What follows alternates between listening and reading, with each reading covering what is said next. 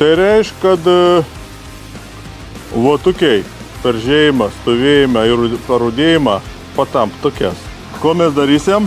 Variklį tas dalyks. Greičdėžę paskirstėm grundinėm. Šiuo atveju gal reikėtų nesakyti, nes čia nėra. Svarbiausia dalyka.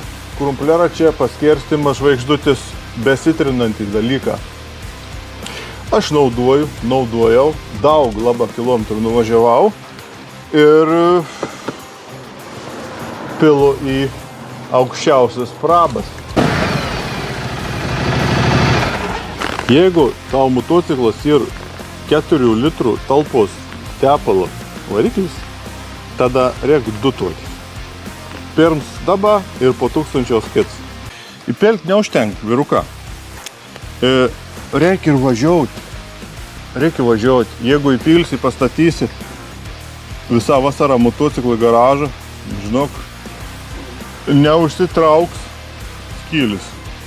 Bet kaip kvept, kaip saldainis, užšildom, vėl paberbinam ramiai ir važiuojam. Pirms 1000 kilometrų. Paskiau kits. Man atrodo, šiandien antrą ir įpelsim.